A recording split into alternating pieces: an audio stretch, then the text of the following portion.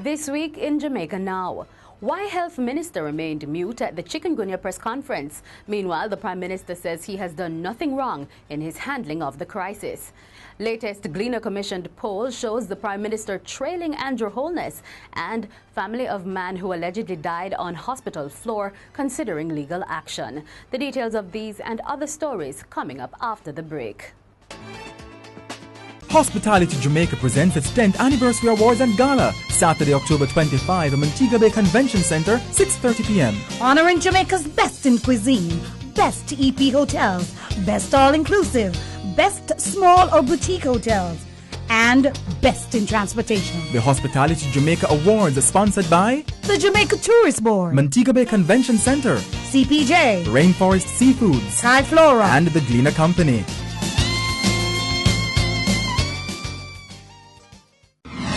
I'm Carleen Brown and this is Jamaica Now. There were more questions about the health minister's handling of the chikungunya crisis last week after he attended a press conference called by the Prime Minister on the matter but said nothing and took no questions. Dr. Ferguson has been facing mounting criticisms for his handling of the crisis, with the opposition calling for him to resign or be fired. But speaking at the same press conference, Mrs. Simpson Miller said Ferguson has done nothing wrong and she sees no reason why he should be fired. I personally believe that Dr. Ferguson tried his very best, and he's one of the hard-working ministers as well in a number of areas. If you're having a cleanup, he's present. If you're having something and it has to do with like Chick-V, he would pop in and he would speak to you. I do not have a reason yet to fire Minister Ferguson. In the meantime, the Prime Minister has announced that the government has now allocated a total of $500 million for the Chick-V response and the Ebola preparation. The government had first allocated $150 million.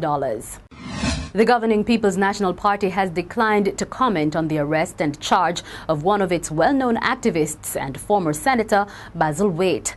Waites was hauled before the Corporate Area Resident Magistrates Court last week on a charge of attempting to pervert the course of justice. He is accused of interfering in a case that's now before the courts concerning a bribery allegation against a cop. Last week, the former PNP senator was offered bail in the sum of $1.5 million and ordered to return to court on November 10. And last week, Derek Kellier was appointed Agriculture and Fisheries Minister. Mr. Kellier will, however, keep his Ministry of Labour and Social Security. The opposition Jamaica Labour Party says it does not support the decision to make Mr. Kellier Agriculture Minister. The agriculture spokesman, J.C. Hutchinson, says the sector is too large and is too important to economic development not to have its own portfolio minister. It cannot be a pinch hitter who is coming and one who is going to be struggling. This sector is too important to have a pinch hitter. And so I am calling on the Prime Minister to make one minister in charge of agriculture.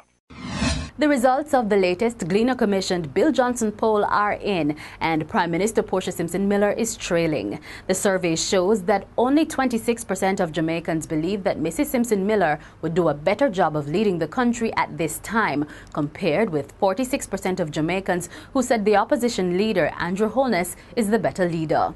But political commentator Richard Dickey Crawford says he is not surprised because of the Prime Minister's management style. Mrs. Simpson Miller has really hidden herself from the people. We know the argument is that she's working.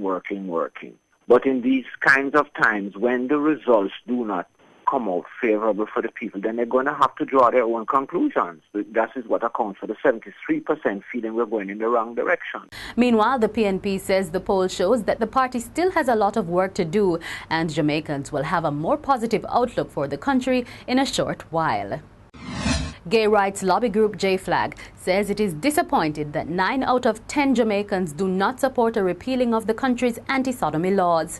The Gleaner-commissioned Bill Johnson poll revealed that 91% of Jamaicans are against having the law struck from the books. J-Flag's Executive Director Dane Lewis says he's not surprised by the findings. Mr. Lewis says though there are several reasons that can explain the views of Jamaicans, most persons responded emotionally, and that may account for the overwhelming support for the anti-gay law. I think over time, if we were to do this study again, I'm confident that those figures will go down. I think as more people engage with this issue of human rights, I think there will be a greater number of persons who recognize the individual humanity of each person, regardless of their sexual orientation and their gender identity. The family of Jason Forbes, the man who allegedly died on the floor of the Spanish Town Hospital last week, is considering legal action against the government. Attorney-at-law Orlando Terrelong, who is representing the family, says Forbes was crying in pain for 14 hours but did not get any medical treatment. Mr. Terrelong says this is tantamount to disregard for human life and dignity. No citizen of Jamaica should be left for 14 hours just writhing away on the floor of the hospital. I mean, just completely ignored, and just to have died in those circumstances. At this point in time, we are awaiting an autopsy, and once that is done, then that would determine how we proceed in terms of setting out the cause of action. But from the onset, it is looking like a clear case of medical negligence. And that's it for this edition of Jamaica Now, your weekly review of the big news stories. Send us your comments at onlinefeedback@gleanerjm.com. You may tune in to Power 106 FM for regular updates. Follow us on Twitter at Jamaica Gleaner and on Facebook at Gleaner Jamaica. I'm Carleen Brown, and as we go, we bring you highlights from a recent Gleaner Editors Forum on the Ebola virus, which has been affecting sections of West Africa. Where should we be at this point? The goal would be to be totally prepared, to be fully prepared. On a scale of 1 to 10, 10 being the highest, where are we? I'd probably put us below 5. The readiness of all the different locations across the island have to be ready 24 hours a day until, to use a party term, until you say when. We have to develop or strengthen our infections control policies.